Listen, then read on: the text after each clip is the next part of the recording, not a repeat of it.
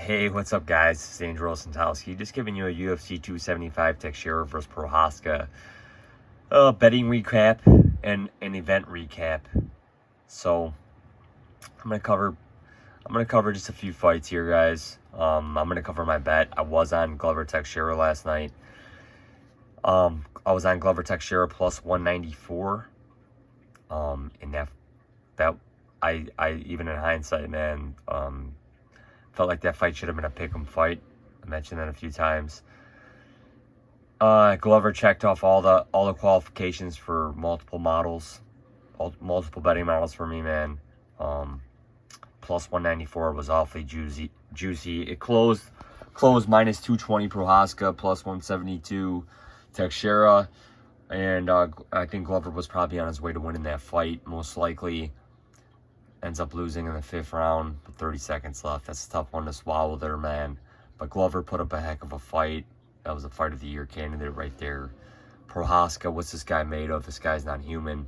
Unbelievable. What can I say, man? I look forward to fading Yuri in the future if he's priced as a heavy favorite. Glover Teixeira, I'm surprised the guy didn't throw in his gloves. Thought maybe that'd be a retirement fight for him. But the guy's ground game is absolutely legit, man. I just don't know how Yuri got out of some of those positions that other men that Glover has fought can't even get out of. But, man, props to Yuri. But like I said, Fury's heavily priced in the future. I look forward to fading him. He can't be a robot forever. He took a lot. Both those guys took a lot of damage in that fight. His chin's not going to be able to hold up to all that damage that he's sustaining. You know, he's very poor defensively. He's taking a lot of damage. The guy's got a heart of an absolute samurai, man. You cannot take that away. That guy was determined to win that fight, and he finishes Glover Teixeira in the 5th round. Unbelievable, man. And like I said, from a betting perspective, it kind of sucks to swallow that, but knowing I had plus 194 on Glover, that was a very good bet on me. But at the end of the day, we still lose. So, Valentina Shevchenko against Taila Santos, man. I even made in my final thoughts video yesterday for this event that, man, anybody that had money on Taila Santos, this might be the fight that Valentina loses her belt, and she almost did. Shevchenko takes the win by split decision. Absolute gutty and gritty performance by the champ Valentina to retain her belt. Taila Santos, she might be on the short list of contenders to get a rematch or another fight with Valentina. She's going to have surgery on an orbital bone. So, next up, Weili Zhang against Joanna Jędrzejczyk.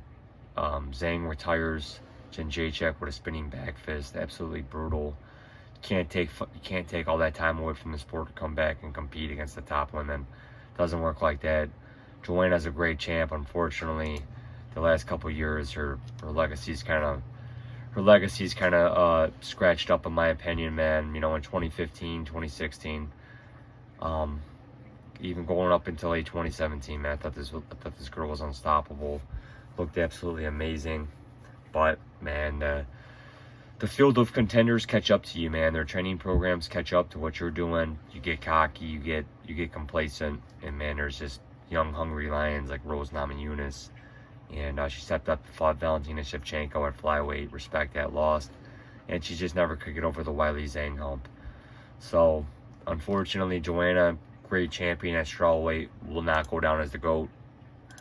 She'll probably be on the top 5 list, but, you know, she will not be the GOAT. Weili Zhang, great comeback performance for her. And I'm sure the UFC is probably going to match Zhang up with Esparza. And Zhang is already a healthy favorite in that fight on BetOnline. I believe the last time I looked, she was minus 260. We can probably pull that up.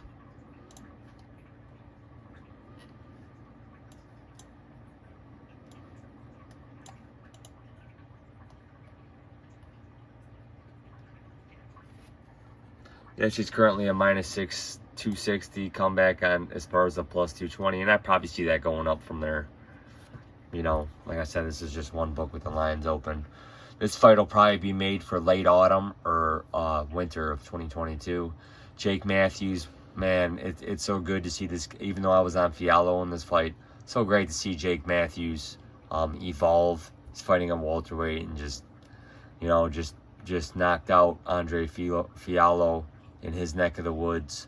And man, I'm glad the UFC still has Jake Matthews on their roster, and I am so excited to see what this guy does in his next coming fights. Jack Della Maddalena, man, this guy's the real deal, man. He put out Ramazan and Emeev, something that nobody has done, and man, I'm looking forward to seeing where this guy goes at welterweight, man. Keep stacking the contenders up against him. Don't match him and Jake Matthews up. Both these guys are Aussie superstars. Keep developing the talent in this region. It's amazing. Joshua Kulabau, another guy from this region, defeating Sung-Woo Choi. Absolutely deserved that win. Great win for him. Mahashati knocked out Steve Garcia. That was brutal. Brennan Ellen beats Jacob Malkoon. Jacob Malkoon's got a bright future. Trains with Robert Whitaker. Again, he's from that region. Keep training. Kung Ho Kang beating Dana Baccaril. Didn't watch these fights. I was busy at the time. But, man, absolutely great card, man. I think UFC 275 is going to get some great reviews. The fact that it took place in Singapore, I could see the UFC coming back here every year, at least once a year. Maybe they can even do another event in Australia or something in the fall like they have done before. They normally go to Australia in November, October, so I would love to see that.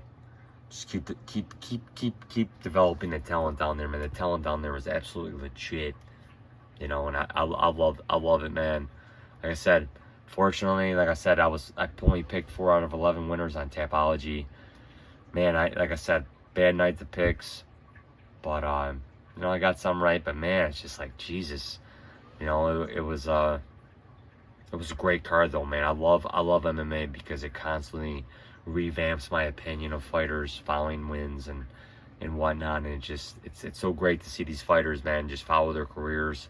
As your life progresses, so does their fight career and whatnot, and it's just amazing seeing these guys and these men and women just come before you and just evolve fighting, man. And like I said, my one bet of the night, Glover Teixeira plus 194. We lose that. Great fight. Like I said, Glover checked off all the check marks for multiple models.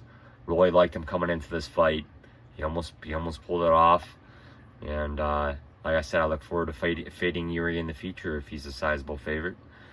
And that's just how it goes, guys. So that's my UFC 275 betting recap.